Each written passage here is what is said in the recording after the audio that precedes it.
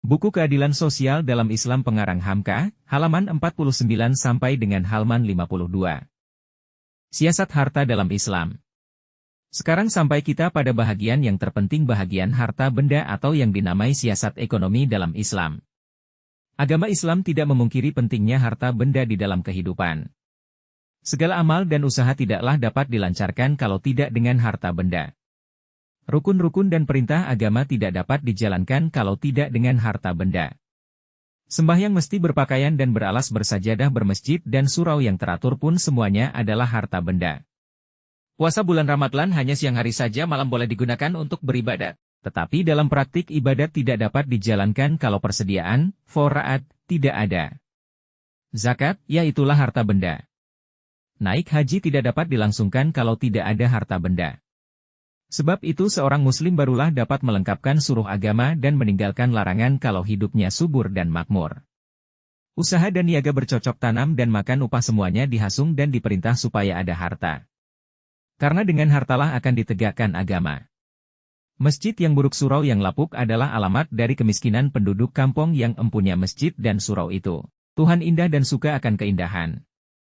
Tuhan lebih senang dan hati sendiri pun lebih senang, kalau dapat beribadat di tempat yang bersih dan indah. Agama Islam tidak akan dapat tegak dan tidak akan sempurna tegak kalau tidak diperjuangkan, jihad, dan jihad itu memakan ongkos.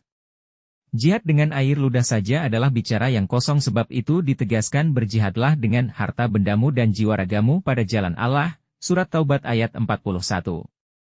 Perjuangan menegakkan agama dengan harta benda dan jiwa itu disebut oleh Tuhan adalah suatu perniagaan yang besar untungnya, yaitu melepaskan diri daripada siksaan, Surat Sya'af ayat 11.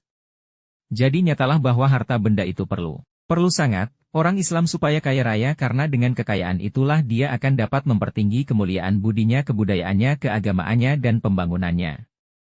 Dan sebagai dahulu telah kita nyatakan adalah fakir dan kemiskinan itu pintu kepada kufur.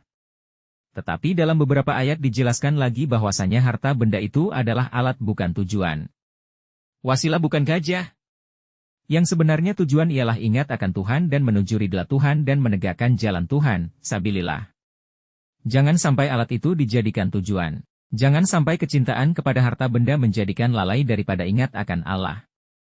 Wahai orang-orang yang beriman, janganlah melalaikan akan kamu harta bendamu dan pihakmu daripada mengingat Allah, dan barang siapa yang berbuat demikian itulah orang yang rugi. Munafikun 9. Alangkah mendalamnya jiwa ekonomi yang terkandung dalam ayat ini. Rupanya lalai menuju kemuliaan di jalan Tuhan karena dirintang oleh mengumpulkan harta benda itu sendiri bukanlah keuntungan melainkan kerugian.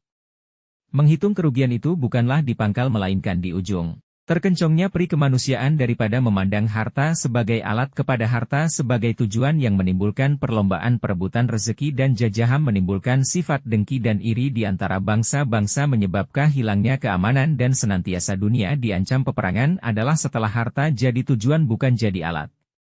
Anak keturunan dan harta benda itu adalah perhiasan hidup di dunia, Al-Kahfi ayat 47. Maka perhiasan hidup itulah kadang-kadang yang menimbulkan egoisme, mementingkan diri sendiri, sehingga kerap lupa kepentingan yang lebih umum, padahal tidaklah mungkin mendirikan dan membina kepentingan diri itu kalau tidak ada pula manusia lain. Maka tepatlah apa yang pernah disabdakan Nabi, anak-anak itu menimbulkan penyakit pengecut dan penyakit bacil, hadis. Oleh sebab itu dijelaskan lagi di ayat yang lain. Lain tidak, harta bendamu dan anak-anakmu itu hanyalah fitnah belaka. Al-Anfal 28. Maka diberilah peringatan bagaimana sebetulnya kedudukan harta dan siapa punya. Kata setengah faham harta benda itu adalah kepunyaan bersama. Tetapi kata Quran hartata benda itu adalah kepunyaan Allah. Ma'alwellah, dan manusia adalah menjadi khalifah, tegasnya menjadi wakil untuk memelihara harta benda itu. Berimanlah kepada Allah dan Rasul dan nafkahkanlah daripada apa yang kami jadikan kamu menjadi khalifah padanya, Ai-Hadid 7. Dan berikanlah kepada mereka daripada harta Allah yang kami datangkan kepada kamu, Surat An-Nur ayat 33. Dalam segala keterangan yang telah terdahulu Tuhan telah dapat mengetahui bahwasanya ajaran Islam itu lebih dahulu dimasukkan ke dalam dasar jiwa.